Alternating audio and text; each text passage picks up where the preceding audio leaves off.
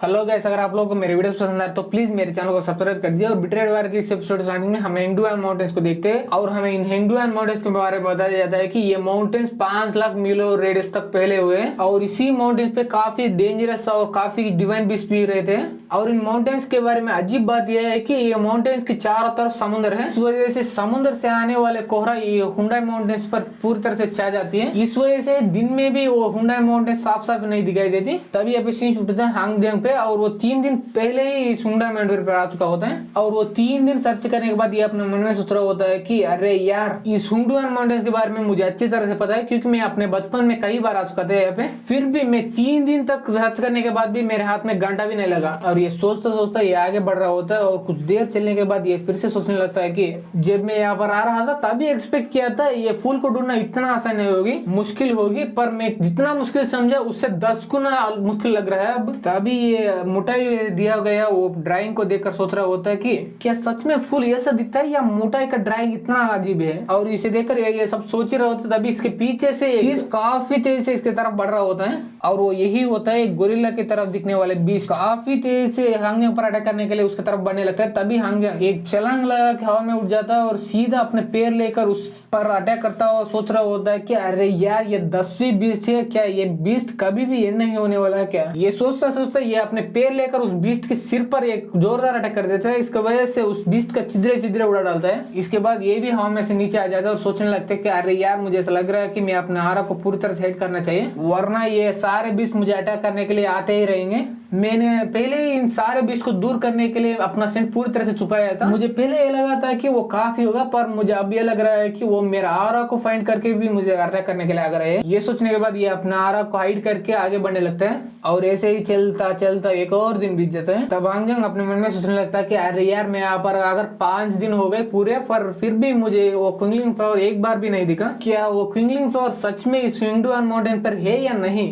और ये सोचता सोचता ये ऊपर की तरफ देखता है। तभी वहाँ पे काफी सारे पंछी हवा में उड़ रहे होते हैं। जब वो पक्षी को ऑब्जर्व करने लगता है तभी वो सारे बर्ड्स जाकर एक क्लिफ के ऊपर गैदर होने लगता है। और इसे देखने के बाद ये अपने मन में सोचने लगता है कि मैंने पहले तो उन बर्ड्स पर कुछ ज्यादा ध्यान नहीं दिया क्योंकि वो नॉर्मल है, पर मुझे ऐसा लग रहा है कि वहां पर उस क्लिफ पर कुछ है जो कि इन सारे बर्ड्स को अट्रैक्ट कर रहा है उसकी तरफ। मैंने भी एक अफवाह सुना है कि कुछ प्लांट्स की खासियत होती है कि वो सारे बर्ड्स को अट्रैक्ट कर सकते हैं अपने तरफ, इसलिए मुझे भी जाकर चेक करना चाहिए। वो क्विंगलिंग फ्लावर भी हो सकती है, इसलिए मुझे जाकर वो एक बार चेक करना चाहिए। ये बोल के वो क्लिफ की तरफ बढ़ने लगता है और कुछ देर चलने के बाद उस क्लिफ पे वो फाइनली क्लिफ के ऊपर पहुंच जाते हैं और वहां पर सीनरी पूरी चट्टानों से भरी हुई होती है और उसके दूर से एक फूल दिखाई देने लगती है। इसके बाद ये उस फ्लावर को और भी गौर से देखने लगता है। तब इसको दिखाई देती है कि उसके फ्लावर का कलर रेड है। तब ये सोचने लगता है कि मुटाई ने मुझे बताया था कि उस क्विंगलिंग फ्लावर का कलर भी रेड है और ये फ्लावर भी मुटाई के ड्राइंग से मिलती जुलती है, इसीलिए मुझे ऐसा लग रहा है कि यही वो क्विंगलिंग फ्लावर है। और ये बोल के ये उसको फ्लावर को उखाड़ने के लिए उसकी तरफ बढ़ने लगता है। पर जब वो फ्लावर को पकड़ के उखाड़ने ही वाला होता है तभी वहां पे एक लाल कलर के सांप आ जाते हैं, इस पर अटैक कर देते हैं। पर हांगजेंग को इसका भनक लग जाता है और उस फास्ट ट्रैक को डच कर लेते हैं। तब वो सांप हांगजेंग को पीछे आ जाते हैं और हांगजेंग को खाने के लिए आगे बढ़ने लगती है। तब हम देखते हैं हांगजेंग कुछ भी नहीं करता। तब वो सांप सीधे आकर हांगजेंग को पूरी तरह से खा जाती है। इसके बाद वो सांप वहां से जाने लगती है, पर तभी उसको कुछ अजीब लगता है और वहीं पर रुक जाती है। तब हम देखते हैं वो सांप का सिर अंदर से ही पूरी तरह से फट जाता है और अगले ही सेकंड में वो सांप का पूरा बॉडी बलून की तरह फट जाता है। तभी उस सांप का बॉडी के अंदर से हांगजेंग उस क्विंगलिंग फ्लावर को लेकर बाहर आ जाता है और बाहर आने के बाद ये क्विंगलिंग फ्लावर को अपने हाथ में लेकर सोच रहा होता है कि अरे यार, लकीली ये फ्लावर को कुछ भी नहीं हुआ और इसको कुछ हो जाता तो मुझे और भी सर्च करना पड़ता इस क्विंगलिंग फ्लावर के लिए। उसके बाद हांगजेंग उस सांप की बॉडी की तरफ देखता सोच रहा होता है कि मुझे पता है कि ये सांप भी ड्रैगन फैमिली से बिलोंग करती है, इसीलिए ड्रैगन जितना पावर तो पोसेस नहीं कर सकती क्योंकि वो ड्रैगन है और ये सांप है, पर कुछ तो पावर तो पोसेस करती होगी।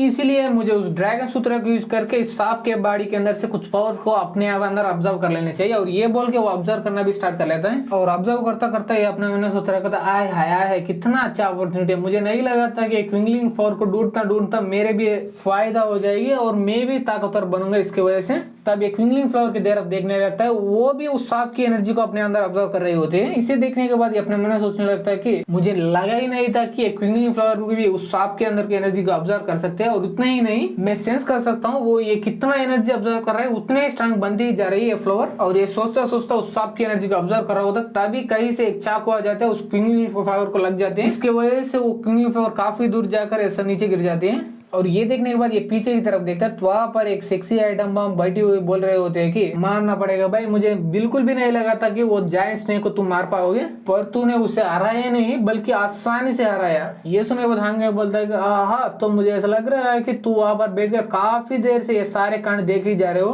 क्या तुम भी मेरे तरह ही क्विंगलिंग फ्लावर को लेने के लिए यहाँ पर आ चुके हो क्या? ये सुनने के बाद वो लड़की बोलती है कि हाँ तूने सही गेस किया, तो इसीलिए उस क्विंगलिंग फ्लावर को वहां पर ही छोड़ दो, दफा हो जाए ऐसे। ये सुनने के बाद हांग बोलता है कि अगर तुझे वो फ्लावर चाहिए तो उस बड़ा सा सांप को हराना चाहिए था तू पहले ही, पर तूने ऐसा बिल्कुल भी नहीं किया और सारे कांड तू वहां पर बैठकर देख ही रही थी, पर वो क्विंगलिंग फ्लावर को गार्ड करने वाला वो बड़ा सा स्नेक को मैंने हरा दिया, इसीलिए वो फ्लावर भी मेरा है, पर तूने मेरे से पहले यहाँ पर आ चुके थे, इसीलिए मैं तुझे इस क्विंगलिंग फ्लावर के बदले कुछ देना चाहता हूँ, अगर तुझे कोई चाहिए हो तो, जैसे कि पैसा या स्पिरिचुअल आइटम्स या पिल्स, कुछ भी कहो। ये सुने वो लड़की बोलती है कि क्या तुझे सब पता है कि मैं डूकू मैनर से हूँ, अब तुझे पता चल चुका होगा मेरा औकात कितना है, इसीलिए वो पैसे पिल्स मुझे नहीं चाहिए, मुझे वो क्विंगलिंग फ्लावर ही चाहिए। ये सुनने के बाद ये अपने मन में सोचने लगता है कि मुझे कुछ याद है 10 साल पहले हमारे हांग फैमिली के बीच में और डूकू मैनर के बीच में कुछ अच्छे रिलेशन थे। तब ये लड़की बोलती है कि मैंने ओरिजिनल प्लान किया था कि वो क्विंगलिंग फ्लावर को यूज करके मैं वो सारे पक्षियों को अट्रैक्ट करूंगा यहाँ पे, उसके बाद उन सारे बर्ड्स को मारकर उनका स्पिरिट कोर मैं ले लूंगा और उसके बाद यूज करूंगा अपने कल्टिवेशन के लिए, पर तूने यहाँ पर आकर मेरा पूरा प्लान को बर्बाद कर डाला, इसीलिए मैं उन सारे बर्ड्स के स्पिरिट कोर के बदले तुम्हारे जान लेना पसंद करूंगा। ये बोल के एक चाकू निकालती है और सीधा हांगजांग की तरफ फेंक देती है, और वो चाकू सीधे जाकर हांगजांग के पास जाती है और उसके बाद दुआ हो जाता है वहां पे। और गैस मुझे बिल्कुल भी नहीं पता कि वहां पर दुआ कैसा है। तब ये देखने के बाद ये लड़की सोचने लगती है कि